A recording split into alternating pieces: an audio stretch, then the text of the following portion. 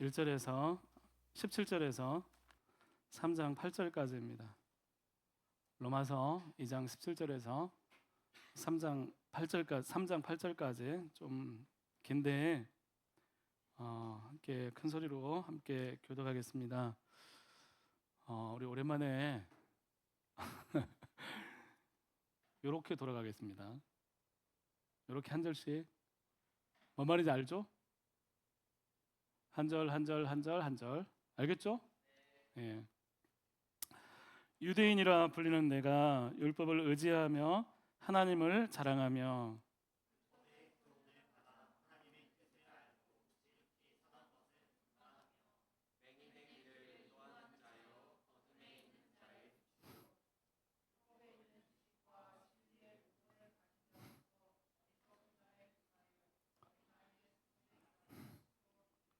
그러면 다른 사람을 가르치는 내가 내 자신은 가르치지 아니하느냐? 도둑질하지 말라 선포하는 내가 도둑질하느냐?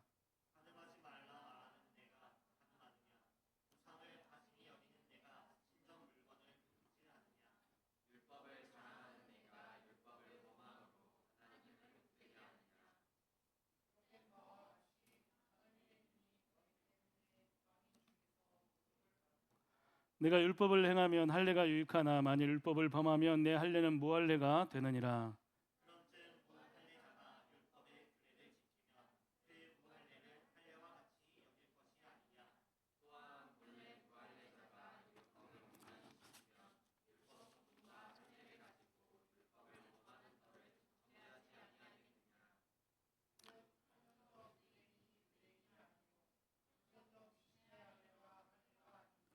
오직 이면적 유대인이 유대인이며 할례는 마음에 할지니 영에 있고 율법 조문에 있지 아니한 것이라. 그 칭찬이 사람에게서가 아니요 다만 하나님에게서니라.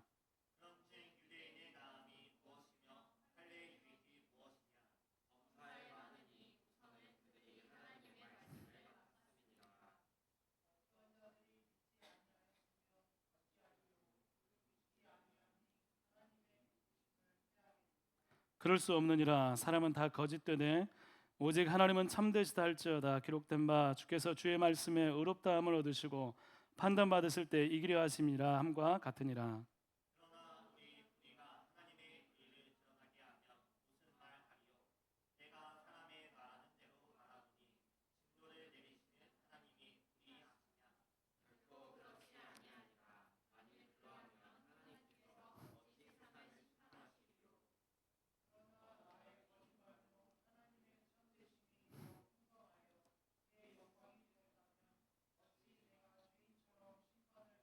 같이요. 또는 그러면 선을 이루기 위하여 악을 행하자 하지 않겠느냐? 어떤 이들이 이렇게 비방하여 우리가 이런 말을 한다고 하니 그들은 정죄를 받는 것이 마땅하니라. 아멘. 예, 딱 맞았어요. 예, 예, 명절 잘 보내셨어요? 예, 너무 짧았죠. 아, 참. 예, 금방 시간이 지나가고 예, 이런 연휴가 이제 언제 있을까요?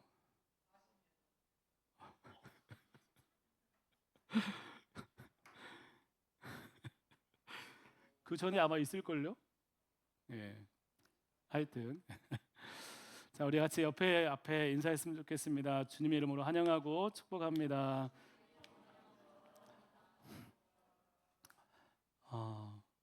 네. 로마서 우리가 읽었는데 오늘 말씀 무슨 얘기인지 알겠어요? 알겠어요? 예, 알겠죠? 예. 유대인에 대해서 이야기를 합니다. 유대인에 대해서. 여러분 우리가 유대인 하면 흔히 어떤 이미지가 있어요? 경건한 이미지가 있다. 또 유대인 하면 어떤 이미지가 있어요? 우리 유대인은 어떻게 생각해요? 율법주의자. 또 예수님을 죽였어요. 그렇죠? 예. 유대인 하면 그 드는 생각들이 있어요. 비판받아 마땅하고 정죄받아 마땅한 사람들. 여러분 바리새인 생각해 보세요. 여러분 바리새인 하면 여러분 마음에 어떤 이미지가 있어요? 위선적이다. 외식하고 우리가 유대인에 대한 선입견들이 있습니다. 좀 재수 없는 종족들 혹은 자기들만 아는 이기적인 어떤 집단들 이라는 그런 생각들이 있을 수가 있어요. 우리 바리새인도 여러분 우리가 성경에 보면 굉장히 나쁜 사람들, 외식하는 사람들로 묘사되어 있죠.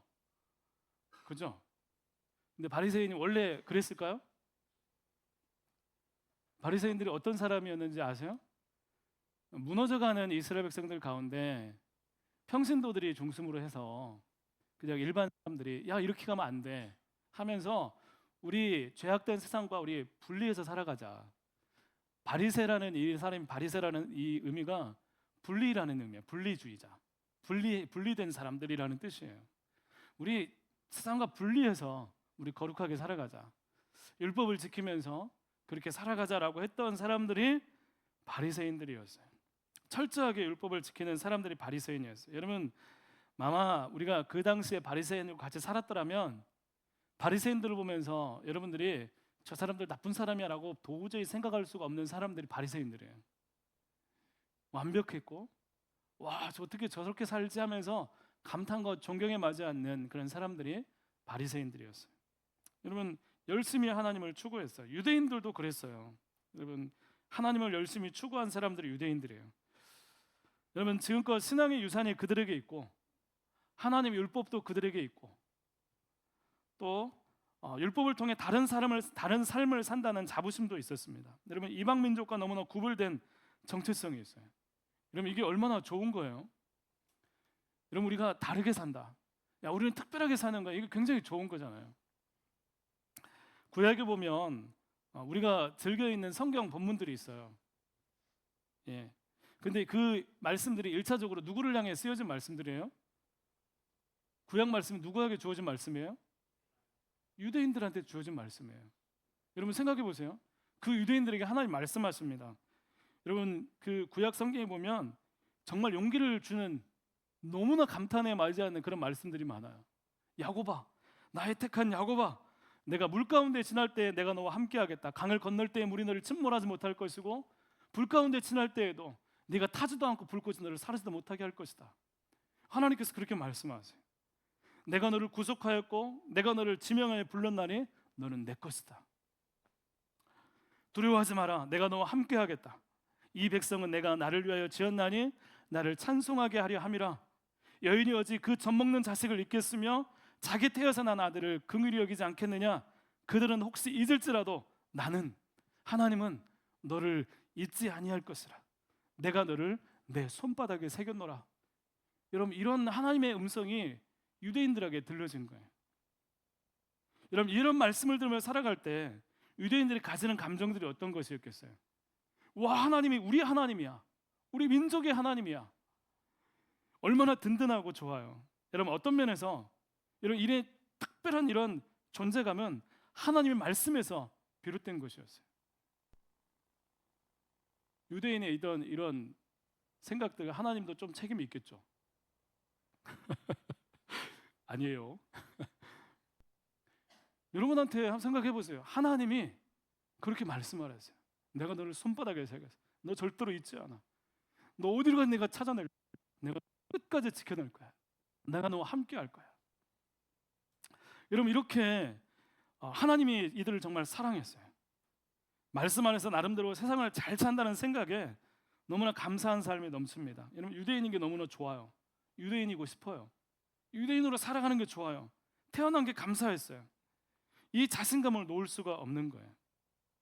어떤 면에서 이런 유대인의 어떤 내가 하나님을 믿는다는 어떤 자부심이 여러분들에게도 있었으면 좋겠어요.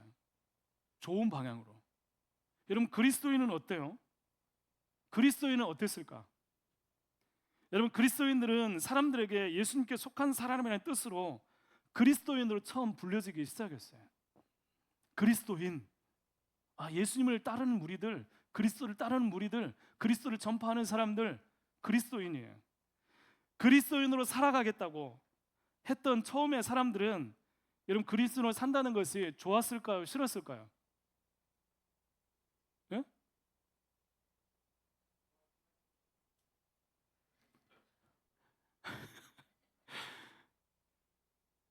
좋았죠.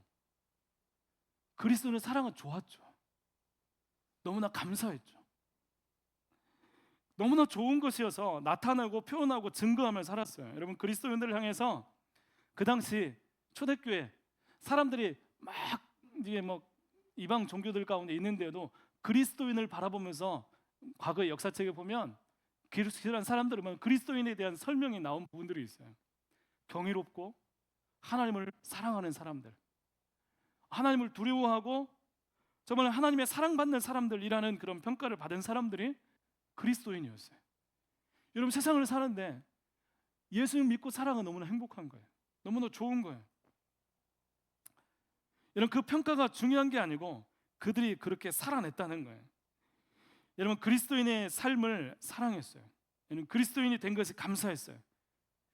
유대인이 가지고 있던 모든 것이 그리스도인에게 와서 더욱 확장되고 강화되었어요. 유대인들은 자기들이 특권이 있었다고 했는데 그리스도인들은 그 모든 것이 와서 그보다 훨씬 더 강력한 그리스도의 복음이라는 놀라운 하나님의 그 사랑 때문에 그리스도는 너무나 감격했어요. 그렇게 살아갔어요. 여러분, 중세의 영적인 어둠의 세계를 뚫고 종교개혁이 일어났을 때 그들이 왜 개혁을 일으켰을까요? 여러분, 왜 사람들이 막 생명 위협을 받으면서 전쟁을 벌이면서 종교개혁을 일으켰을까요? 그리스도인답게 살고 싶었기 때문이에요. 여러분, 그리스도인답게 살고 싶었기 때문에 종교개혁을 일으켰어요. 10월 마지막 주가 종교개혁주일이에요. 여러분, 종교개혁, 그리스도인답게 살고 싶어서 뚫고 나와서 우리 그리스도인답게 말씀을 따라 살아갑시다. 그렇게 믿음의 삶으로 살아내고 싶은 마음이 있었던 거예요. 여러분, 여러분에게 묻고 싶어요. 여러분은 그리스도인으로 살아가는 것이 기쁘고 즐겁습니까? 아니면 짐처럼 어떻게든 이게 살아내야긴 했는데 마음이 힘들어. 이게 그리스도인 교회 나오는 것도 힘들어. 이 자리에 앉아 있는 것도 졸려. 그래도 안 깨.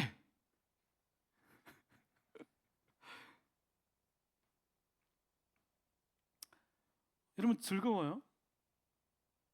유대인들은 잘못된 방향으로 나가는데 분명 그들이 유대인인 게 너무나 좋았던 거예요.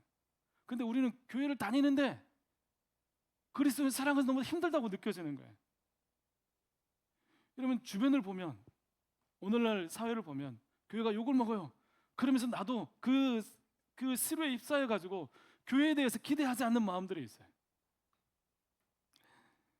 여러분, 유대인인 게 너무나 좋은데 하나님을 잃어버린 유대인이 있어요. 오늘 말씀은 그런 특별한 자부심을 가지고 있는 그 유대인들에게 대해서 강력하게 찌르는 말씀을 합니다. 그들의 전통, 그들의 자랑을 하나하나 깨부수기 시작합니다. 그들의 모습 속에 하나님이 없는 거예요. 이 말씀을 통해서 유별난 그리스도인은 되고 싶지 않아라고 생각을 하면서 적당한 그리스도인, 명목상의 그리스도인, almost Christian, 그런 말이 있어요. almost Christian, 퍼펙트 크리스찬이 아니라 almost, 거의 크리스찬, 거의 크리스찬일 걸 하는 모습으로 살아가는 크리스찬, 그런 모습으로 살지만 하나님을 잃어버린 오늘 우리의 모습들을 오늘 말씀을 통해서 같이 한번 비춰봤으면 좋겠어요. 왜 그러지? 왜 그리스도인을 사는 게 힘들다고 생각을 하지? 그러면서 왜 교회를 나오고 있지? 그 안에 뭐가 빠져 있는지, 그 안에 뭐가 있어야 되는지 한번 생각해 보셨으면 좋겠습니다. 여러분, 둘 다 하나님이 없는 것처럼 살아가는 것이 문제예요. 유대인인 게 자랑스러웠지만 하나님이 없어요. 오늘날 그리스도인은 교회는 다니지만 하나님이 없어서 힘이 빠진 거예요. 여러분, 기쁨이 없는 거예요. 바울이 유대인들을 정말로 미워하고 그들을 경멸하면서 말하는 게 아닙니다. 여러분, 뒤에 가보면 알겠지만, 로마서 계속 읽어보면 알겠지만, 큐티한 사람은 알겠지만 여러분, 바울은 자신의 동족인 이스라엘 백성들, 유대인들이 구원받기를 너무나 간절히 원했던 사람이에요. 그래서 그는 그들이 가지고 있던 생각을 철저하게 무너뜨리고 싶은 거예요.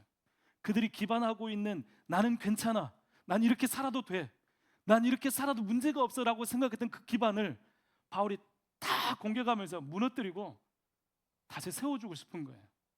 어떻게 하나님 앞에 설 수 있는가? 여러분, 이것이 무너질 때 다시 세울 수가 있는 것입니다. 여러분, 첫 번째로 수백 년 동안 가져왔던 그들의 신앙생활에 대해서 의문을 제기하고 있어요. 우리 오늘 말씀의 17절에서 20절 말씀에 보면 유대인들이 생각하던 스스로 자부하던 모습들이 나오고 있어요. 이런 자세히 살펴보면 너무나 좋은 것들이야. 유대인이라 불리는 네가 책망할 것 같은데 그 뒤에 뭐라고 나와 있어요? 율법을, 하나님을 자랑하고, 또 뜻을 분별하고 분간하고, 좋은 말들이 계속 나오고 있어요.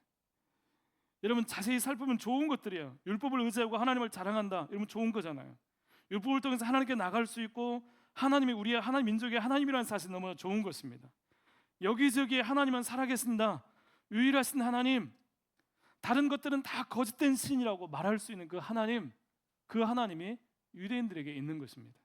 이런 그들은 율법을 통해서 선한 것을 분별하고 스스로 이 어두운 세상에서 빛으로 하나님이 보내셨다고 우리 자부하고 있습니다. 우리는 빛된 민족들이야. 우리는 하나님 때문에 길을 아는 민족들이라고 유대인들은 생각을 했어요. 여러분 이런 마음을 가진다는 게 너무나 좋잖아요. 누군가를 이끌어서 하나님께로 인도하는 건 너무나 아름다운 삶입니다. 이런 신앙에 대해서 옳다고 여기고 자부심을 가졌습니다. 수백 년 동안 그렇게 신앙생활을 해왔어요. 율법을 자랑하고 하나님을 자랑하고, 야 우리는 이런 민족이고 사람들에게 빛이 되고 이방인들은 아무것도 아니지만 우리가 말씀을 가지고 사는 담대한 자부심이 있었어요. 그런데 그런 외적인 모습을 통해서 저게 진짜인지 아닌지는 여러분 아무도 모르는 거예요. 여러분 겉으로는 우리는 다 알 수가 없어요. 여러분 오늘 여기 앉아 있는 우리도 우리 겉모양으로는 아무것도 알 수가 없어요. 모르긴 몰라도 여러분 우리 속에는 막 엄청난 문제를 안고 있는 사람들도 여기 웃으며 앉아 있을 수 있어요. 삶이 완전히 문제 투성인데 여기서 괜찮은 것처럼 앉아 있을 수 있어요. 어떻게 하지? 마음 졸이면서 하루하루를 견디면서 살아가는 사람도 있어요. 겉으로는 다 알 수가 없는 거예요. 여러분 그래서 유대인들은 이 겉모양으로 하나님을 율법을 자랑하고 이렇게 하는 게 저는 문제의식을 갖지를 못했어요. 아무도 모르기 때문에. 그런데 바울은 바리새인으로 유대인으로서 자기가 유대인이고 바리새인이었잖아요. 이 바울은 자신의 민족의 치부를 드러내기 시작합니다. 그동안 수백 년 동안 이어오던 그 신앙의 정체가 무엇인가 바울이 이야기합니다. 그것은 그들의 신앙의 열심을 내면 낼수록 하나님을 욕먹게 하는 결과를 가져오겠다는 거예요. 여러분 열심히 신앙생활합니다. 기도하고 하나님을 사랑하고 하나님의 은혜를 노래하는데 하나님의 이름이 자꾸 욕을 먹는 거예요. 너희 때문에 하나님의 이름이 모독을 받는도다. 아이러니 아니에요? 여러분 열심히 신앙생활하는데 하나님이 욕을 먹는 거예요. 가장 하나님을 자랑하고 가장 하나님을 이야기하는 민족을 통해서 하나님이 모독을 받고 있어요. 이거 신기하잖아요. 하나님을 가장 많이 찾는 민족이 하나님을 가장 욕되게 하고 있다. 그런데 유대인들은 그럼에도 불구하고 그런 삶을 멈출 수가 없는 거예요. 이들은 믿는데 안 믿는 거예요. 이 말의 의미를 여러분 잘 아시겠죠? 믿는데 안 믿어요. 오늘 그리스도인의 상황과 똑같아요. 하나님을 믿지만 안 믿어요. 하나님 믿는 것 같은데 하나님 안 믿는 것 같은 삶의 모습들이 그 삶 가운데 너무나 많이 나타나고 있는 거예요.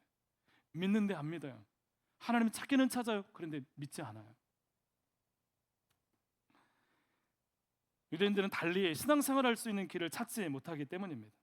그러면 하나님이 모독을 받는 이유가 뭐예요? 그들이 자랑하는 율법을 스스로 지키지 못하기 때문입니다.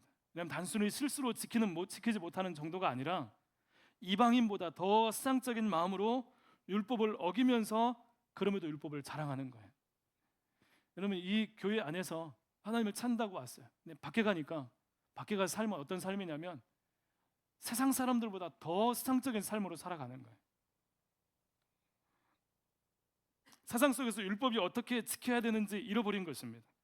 신앙생활은 있는데 그들에게 하나님이 더 이상 경험되지 않고 하나님을 잃어버리고 율법이라는 규율만 지키는데 그것마저도 외식하는 모습, 그것이 신앙이 되어버린 거예요.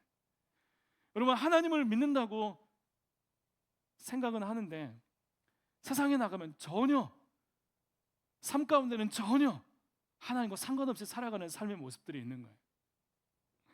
여러분, 그것을 열심히 하면 나의 하나님이 내 편이라는 착각을 하는 것입니다.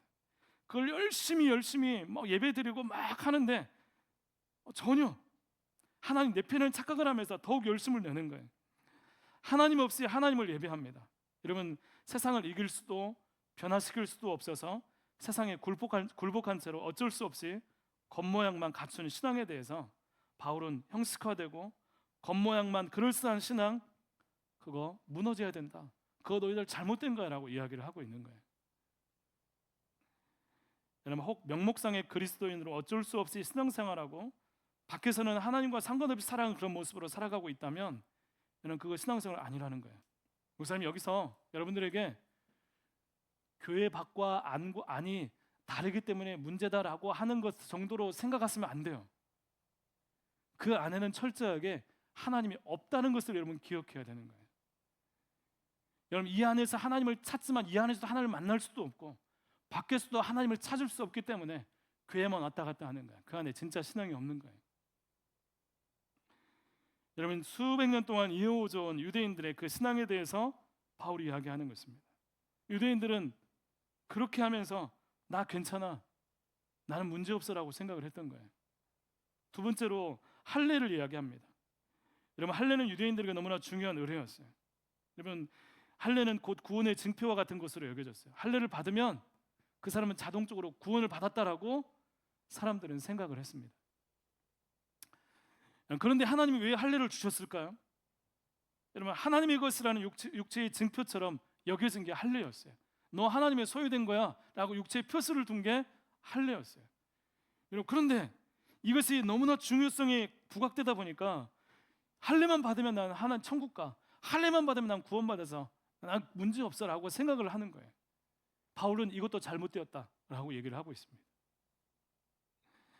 여러분, 하나님께서 여러분 이 할례를 가지고 육체의 징표 때문에 너희 죄를 지어도 하나님 안 믿어도 너도 괜찮아 한 적이 구약성경에 한 군데도 없어요. 여러분, 할례를 받았지만 하나님께 순종하지 못하면 하나님 거기서 죄를 지적하고 있습니다. 하나님 늘 중심을 보신다. 우리 할례는 하나님 말씀에 진정으로 순종해야 된 의무를 지우는 표와 같은 것입니다. 너 이제 함부로 살면 안 돼. 너 하나님 백성이야. 그렇기 때문에 너는 이 할례 때문에 나는 아무렇게나 살 수 없어가 아니라 난 이제 이 할례 때문에 하나님 말씀을 지키면서 살아가야 돼라는 그런 의무감을 지우는 것에 그 표와 같다는 것입니다. 그러면 하나님의 백성이니까 하나님 율법에 순종해야 돼. 순종으로 완전해지는 것이 할례라는 것입니다. 여러분, 그런데 유대인들은 할례를 순종보다 우위에 두고 할례는 모든 것을 능가한 것처럼 생각을 했습니다. 여러분, 우리도 마찬가지예요. 오늘 우리 성찬을 합니다. 또 세례도 받습니다. 교회에서 여러 가지 의식에 참여합니다. 여러분, 이것은 우리의 정체성입니다.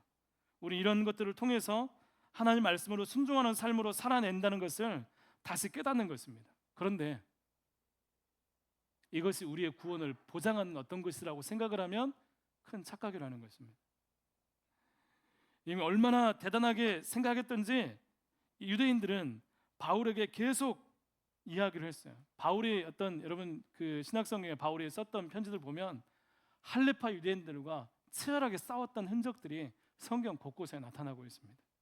할례가 그만큼 중요하고 강력하게 대항을 해왔던 것입니다.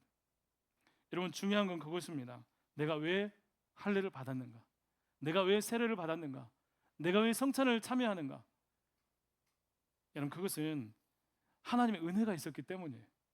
그 은혜를 망각한 채 내 안에 표시, 나 이거 했으니까라고 생각을 한다면 그것은 너무나 큰 착각이라는 것입니다. 그래서 바울은 이야기합니다.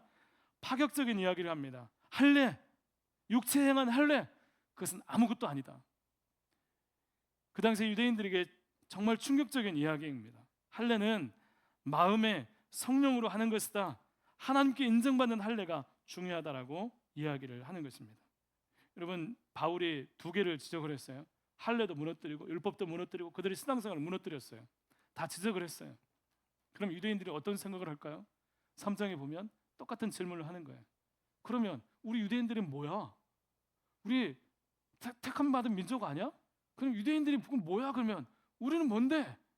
우리는 지금까지 하나님을 알아왔는데 우리의 존재는 뭐야? 유대인이 낳은 것이 뭐냐? 하나님이 왜 우리를 택하셨냐? 라고 물어봅니다. 거기에 대해서 바울이 이야기합니다. 유대인이 낳은 점, 범사에 굉장히 많이 있다. 그 중에서도 유대인으로 태어난 것 좋은 점 너무 많이 있는데 그 중에서 최고가 있는데 그건 뭐냐면 하나님의 말씀을 맡았다는 것이다 라고 바울이 이야기하고 있습니다. 우선은 하면서 한 가지만 나오는데 우선은이라는 이 단어가 그 중에서 가장 최고는 하나님의 말씀을 맡았다는 것이다 라는 의미를 가지고 있어요. 여러분 이게 왜 유익할까요? 하나님 말씀을 맡았다는 것이 왜 유익할까요? 여러분 모든 세상의 죄악과 우상과 길이 보이지 않을 때 말씀을 맡은 자들은 무엇이 옳고 그른지 말씀을 통해서 깨닫고 분별하기 때문이에요. 사람들이 우상을 향해 달려갔어요. 점성술, 점치고 동물과 동식물의 어떤 형상을 만들어서 그 앞에 절하고 자신의 인생을 내어 맡길 때 유대인들은 그러지 않았어요. 저 우상 숭배야. 저긴 길이 없어. 진짜는 하나님께 있어 라고 생각을 하면서 길을 알았다는 거예요.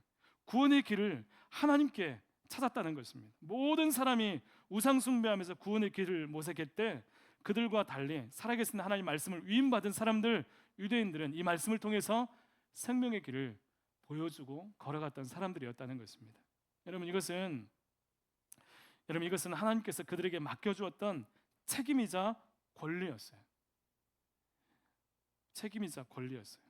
그들이 택함받은 이유였어요. 그들에게 선택해 주신 것은 그들을 통해서 사람들이 구원의 통로가 되게 하시는 책임을 지우는 거였어요. 그리고 이것 통해서 누리라고 하시는 것이었어요. 그런데 유대인들은 이 역할에 대해서 실패를 했던 것입니다. 유대인들은 그것을 권리로만 생각하고 그 말씀대로 살아낼 책무를 실패하고 그 말씀을 가지고 오히려 세상과 같아져 버리는 실패를 경험하게 된 거예요. 여러분 책임과 권리가 있어요. 책임과 권리가 있어요. 우리도 마찬가지예요. 그런데 이 책임과 권리는 칼로 무자리 반절로 딱 나눠서 여기까지는 책임이고 여기서는 권리라고 그런 게 아니에요. 이 책임과 권리를 둘러싸고 있는 게 있어요. 그게 바로 하나님이세요. 하나님의 사랑입니다. 이 하나님 때문에 책임지고 싶어하는 마음이 생기는 거예요. 이 하나님 때문에 세상을 향한 사명이 생기는 거예요. 말씀을 맡은 자로 내가 어떻게 살아갈까 하는 사명이 생기는 거예요. 이 하나님 때문에, 이 하나님 은혜 때문에 하나님 말씀 맡은 사람들은 그 안에서 하나님의 은혜를 경험하고 권리를 누리게 되는 것입니다. 이 안에서 하나님의 사랑이 빠지면 어떤 사람은 권리로 치우치게 되고 어떤 사람은 책임에 치우쳐서 뭔가 기쁨이 없는 그런 신앙생활을 하게 된다는 것입니다. 이런 바울은 말하고 싶은 것입니다. 선택받고 특별한 이 유대인들이요, 그 특권 아래 감추어진 실체를 보라. 너희들에게 정말 하나님이 있느냐라고 묻고 싶은 거예요. 율법을 지키고 신앙생활을 하고 할례를 가지고 정말 전통이 있는 어떤 신앙의 유산을 가지고 있는데 너희들 근데 하나님이 있어? 하나님의 은혜가 너희들 가운데 고백되고 있어? 하나님이 있어? 율법, 할례, 핏줄 뭐든 근데 그걸 통해 너희가 하나님을 경험하고 있어? 라고 묻고 싶은 거예요. 복음, 예수 그리스도의 복음이 하나님을 회복하는 유일한 길이라고 이야기하고 싶은 거예요. 오늘 교회는 어떻습니까? 여러분이 생각하는 기독교는 어떻습니까? 오늘 교회를 한번 생각해 보세요. 여러분 교회가 힘이 있다고 생각하세요? 영향력이 있다고 생각을 하세요? 교회는 실패했다고 생각을 하세요?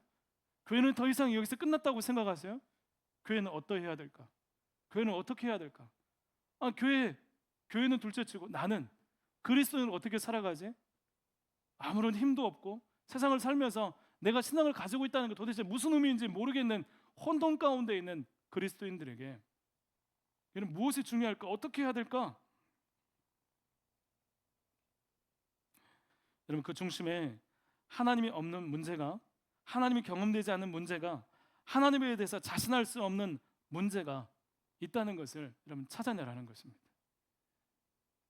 그래서 하나님을 떠나서 다른 우상들과 미신들과 점치는 것들에 달려가겠어요? 여러분 기독교인들 여기 점치는 사람 많다고 통계 자료가 나와 있어요. 그럼 바보 같은 거예요.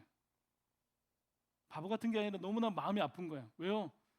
하나님에 대해서 모르니까, 경험하지 못했으니까 다른 것에 뭐 신기한 것이 있는 줄 찾아가는 거예요. 하나님을 알면 예수님을 믿으면, 하나님을 경험하면 미신으로 달려갈 수가 없어요. 왜냐하면 그것이 역겨워지기 때문이에요. 하나님을 믿으면 점치는 것들에 대해서 구역질 나는 것으로 생각하기 때문이에요. 하나님을 경험한 그 마음 가운데 이 모든 것들이 철벽이 생기는 거예요. 다른 우상으로 달려갈 수 없는 상태가 되는 거예요. 그게 하나님을 믿는 거예요. 하나님이 계신 거예요. 여러분, 세상의 것들이 매력적이고 크게 보인다면 정말 그런 게 아니고 여러분들이 하나님이 여러분들에게서 작아져서 그렇게 보일 뿐이라는 것을 여러분 기억하십시오. 하나님을 떠나서 마치 다른 곳에 다른 길이 있는 것처럼 착각하지 말고 하나님을 회복할 수 있는 길을 여러분 찾으시기를 바랍니다. 먼저 동일하게 우리에게 맡겨진 하나님 말씀을 여러분 붙들으십시오. 이 말씀을 붙드세요. 이 말씀이 말씀한 말을 다시 한번 깊이 묵상하고 이 말씀을 다시 한번 연구해 보십시오. 우리의 삶 가운데 경계가 희미해진 우리의 삶의 영역들 가운데 이 말씀을 통해서 날카롭게 세워가는 이 말씀의 능력을 경험하게 해달라고, 이 말씀을 읽으면서 여러분 가운데 무엇이 죄이고 내 안에 무엇이 무너져 있는지를 발견할 수 있는 은혜가 있었으면 좋겠습니다. 이런 책임과 권리를 둘러싼 하나님이 계시다는 것을 기억하면서 그 말씀 한 절 한 절을 하나님 말씀을 듣고 받고 여러분 적용할 수 있기를 바랍니다. 삶의 질서가 세워져야 됩니다. 말씀으로 세우고 말씀 가운데 계시된 진실로 살아계시는 하나님으로 만나지기를 여러분 기도하십시오. 여러분, 세상의 부귀영화, 이 땅에 뭐 하는 것들, 그것들을 바라보면서 하나님 부수적으로 찾으려고 하지 마시고 그거 이전에 이런 다른 어떤 길보다도 하나님이 먼저라는 사실을 기억하면서 하나님을 찾으셨으면 좋겠습니다. 그리고 그 하나님을 찾는, 회복하는 단 하나의 길이 있다면 복음이에요. 예수 그리스도예요. 예수 그리스도 생각하면 아무것도 없는 것 같죠.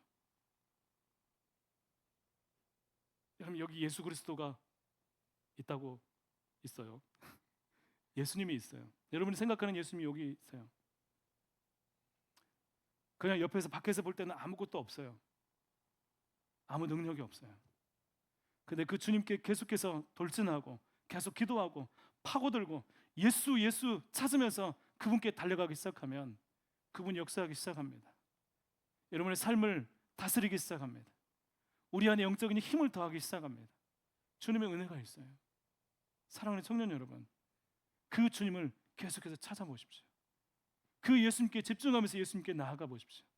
예수 그리스도를 통해서 우리를 회복하시고 우리 영적인 모든 모습들을 회복하시고 다시 하나님을 찾게 하신 그 주님의 은혜가 여러분 가운데 열려지게 될 것입니다. 여러분, 절대로 포기하지 말고 그 복음 안에 길이 있다고 하는데 복음이 뭐예요? 궁금해하세요. 연구하세요. 들어오세요. 들어가셔서 말씀을 묵상하고 주님을 찾으십시오. 복음의 답이 있습니다. 예수 그리스도는 언제나 하나님께 이르는 유일한 길이 되십니다. 오늘 우리를 그리스도인으로 부르시는 하나님이 계십니다. 우리 그리스도인이에요. 교회를 다니는 것이 기쁘고 교회를 다니는 것이 행복하고 예수님 믿는 것이 너무나 기쁘고 자랑스러운 일이 되었으면 좋겠습니다. 그냥 교회를 다니는데 힘들게 이게 어쩔 수 없이 나오는 거야, 이게 아니라 좋아서 나오셨으면 좋겠어요. 찬양할 때도 이 찬양 가운데 임하셔서 하나님을 기대하면서 찬양했으면 좋겠고, 여러분 그렇게 신앙생활 하실 수 있기를 바랍니다. 여러분 예수님을 바라보고 예수님을 추구하십시오. 그런 은혜가 있기를 간절히 소망합니다. 네, 찬양해보겠습니다. 찬양하겠습니다. 먼저 말씀 잠깐